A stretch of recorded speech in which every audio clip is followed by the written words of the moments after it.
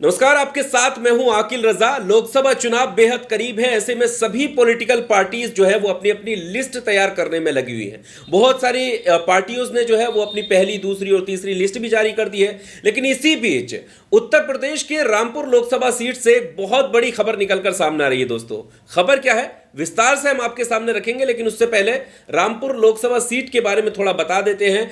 ये हॉट सीटों में से एक है और समाजवादी पार्टी के कद्दावर नेता आजम खान, जो कि आप बाखूबी जानते हैं कि इन दिनों जेल में हैं, उनका दबदबा काफी इस सीट पर रहा है। और ऐसे में कई कयास और कई तरह की अटकलें भी इस सीट को लेकर सामने आती रही हैं।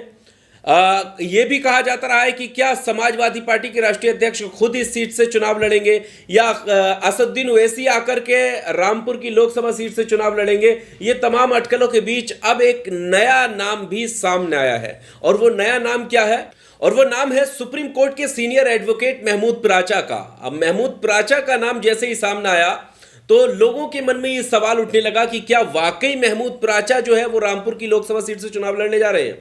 इस सवाल का जवाब भी हम देंगे और खुद महमूद पराचा का क्या कहना है वो भी हम आपके सामने रखेंगे। लेकिन उससे पहले हम इस पर बात कर लेते हैं कि आखिर लोगों का सजेशन महमूद पराचा के लिए क्यों आया। उसकी कई वजह हो सकती है। सबसे पहली वजह कि जो सामाजिक न्याय की बात महमूद पराचा करते हुए नजर आते हैं, और सिर्फ बात ही नहीं बल्कि सड़कों पर भी उन्हें देखा गया है सामाजिक न्याय की लड़ाई लड़ते हुए।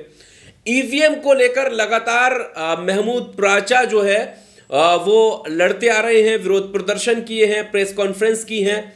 इसके अलावा रामपुर में जो पिछले चुनाव गुजरे हैं वो उनमें बहुत सारे वीडियोस ऐसे सामने आए जिसमें यह आरोप लगा प्रशासन के ऊपर कि वोट डालने नहीं दिया जा रहा है।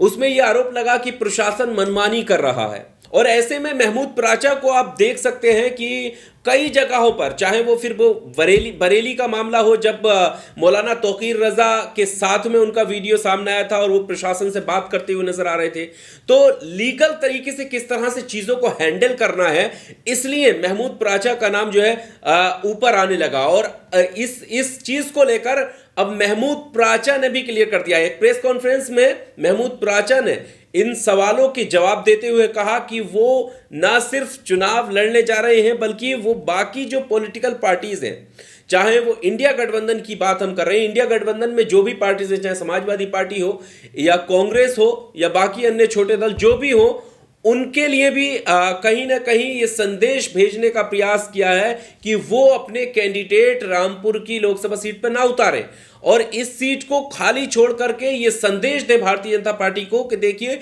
जो शख्स ईवीएम के खिलाफ लड़ रहा था, सामाजिक न्याय की बात कर रहा था, जो शख्स लगातार जनता के बीच में रह रहा था, हम उस शख्स के साथ हैं और अब यहां से जो है खाली सीट हमने छोड़ी है और महमूद पराचा यहां से चुनाव लड़ेंगे। इस तरीके का संदेश देने की भी कोशिश की है। और महमूद पराचा ने यह कंफर्म कर दिया है, उन्होंने ना सिर्फ कंफर्म किया बल्कि तारीख भी तय कर दी है कि वो नॉमिनेशन के लिए 26 तारीख को रामपुर जा रहे हैं। रामपुर को टेस्ट केस मान के वो जिम्मेदारी जो देश के अंदर सारे ईवीएम के लोग जो लड़ रहे हैं ईवीएम के खिलाफ, जो दी है जिम्मेदारी, उसको मैं पूरा करने के लिए अपने सर धड़ की बाजी लगा दूंगा। और मैं आज ही ऐलान कर रहा हूँ 26 तारीख को मैं नॉमिनेशन भरने आ रहा हूँ। तो ये बहुत बड़ी खबर है। अब वो जो अटकलें हैं उनको लेकर भी ये कहा जा रहा है कि क्या अब ऐसे में जब महमूद पराचा वहां से चुनाव लड़ने के लिए तैयार हो गए हैं तो क्या समाजवादी पार्टी को अपना कैंडिडेट उतारना चाहिए? ये बड़ा सवाल है। क्या इंडिया गठबंधन को वहां से अपना कैंडिडेट उतारना चाहिए? ये तमाम सवाल हैं। लेकिन इसी बीच जो मुद्दे हैं महमूद पराचा के, वो भी उन्होंने अपनी प्रेस कॉन्फ्रेंस में रखे कि अगर वहां पर वो चुनाव लड़ेंगे तो उनके जो प्रमुख मुद्दे होंगे वो क्या होंगे। जो चुनाव लड़ने की जिम्मेदारी मुझे दी गई है वो चुनाव होगा ईवीएम हटाओ देश बचाओ के मुद्दे पे। वो चुनाव होगा, 3 मुद्दे मेन होंगे। ईवीएम हटाओ, ईवीएम से चुनाव बेईमानी है, देश बचाओ।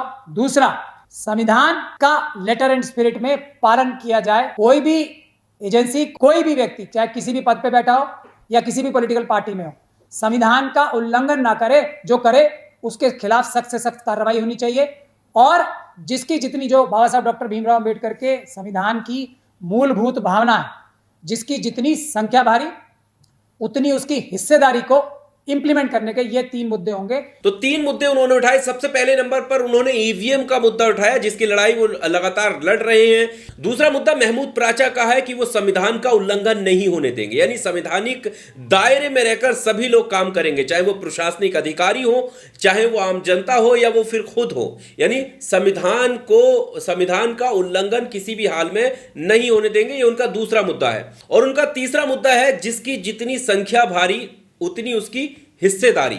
ये तीसरा मुद्दा है। इन 3 मुद्दों के साथ जो है महमूद प्राचा रामपुर से चुनाव लड़ने के लिए जा रहे हैं, जिसका नॉमिनेशन का डेट जो है उसका भी जो है ऐलान उन्होंने कर दिया है। तो जैसा कि हमने शुरुआत में बताया कि रामपुर के पिछले चुनावों की बात करें तो कई सारे वीडियोस ऐसे निकलकर सामने आए जिसमें प्रशासन के ऊपर आरोप लगते हुए नजर आए, पुलिस की कार्रवाई के ऊपर आरोप लगते हुए नजर आए, वोट डालने से रोकने तक के आरोप जो है वहां की जनता ने लगाती हुई नजर आई। तो इन सब आरोपों के बीच महमूद प्राचा का नाम निकल करके सामने आया और महमूद प्राचा इस बात को कहते हुए नजर आए कि वो संविधान का उल्लंघन किसी भी हाल में होने नहीं देंगे और वो तय कर चुके हैं कि वो चुनाव लड़ रहे हैं। साथ ही साथ एक बड़ा सवाल यह भी है कि जब महमूद प्राचा ने यह कंफर्म कर दिया कि वो चुनाव लड़ रहे हैं, तो ऐसे में क्या बाकी जो इंडिया गठबंधन है, क्या वो अपना प्रत्याशी मैदान में उतारेगी या फिर सीट को छोड़ देगी? हालांकि मांग तो यही है कि महमूद प्राचा के लिए ये सीट छोड़ दी जाए, लेकिन ये तो आने वाला वक्त बताएगा। लेकिन जनता ने जो महमूद प्राचा का नाम सजेस्ट किया है, जनता ने जो डिमांड की है, उसकी कई वजह हैं। उनमें से सबसे पहली वजह वही है कि किस तरह से जो प्रशासन का रवैया है उसको सही किया जाए। और यही बात महमूद प्राचा अपनी प्रेस कॉन्फ्रेंस में कहते हुए भी नजर आए कि किस तरह से वहां पर जो है चुनाव लड़ेंगे, उनके मुद्दे क्या होंगे। और मुद्दों में वही संविधान वाला मुद्दा दूसरे नंबर पर है, पहले नंबर पर ईवीएम है, दूसरे नंबर पर संविधान का उल्लंघन नहीं होने देंगे, और तीसरे नंबर पर है कि जिसकी जितनी संख्या भारी उसकी उतनी हिस्सेदारी। तो ये सामाजिक न्याय की बात जो है कहीं ना कहीं महमूद प्राचा उठाते हुए नजर आ रहे हैं। और सामाजिक न्याय और संविधान के उल्लंघन को लेकर जो वीडियोस पहले सामने आए हैं, इन्हीं को लेकर जो है महमूद प्राचा का नाम लोगों ने सजेस्ट किया कि उनको चुनाव लड़ना चाहिए।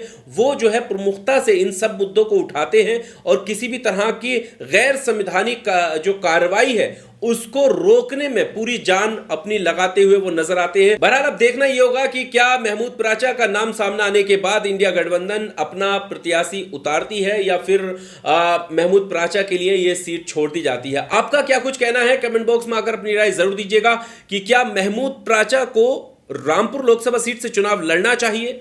कमेंट बॉक्स में आकर अपनी राय जरूर दीजिएगा और साथ ही साथ ये भी राय दीजिएगा कि अगर महमूद प्राचा वहां से चुनाव लड़ते हैं जैसा कि उन्होंने दावा किया है, वादा किया है और नाम भी जो है डेट भी अनाउंस कर दी है, तो क्या इंडिया गठबंधन को, ये भी आप कमेंट बॉक्स में अपनी राय जरूर रखिएगा कि इंडिया गठबंधन को अपना प्रत्याशी फिर भी उतारना चाहिए या फिर स्किप कर देना चाहिए, प्रत्याशी नहीं उतारना चाहिए। जो भी आपकी कीमती राय है कमेंट बॉक्स में आकर अपनी राय जरूर दीजिएगा। शुक्रिया।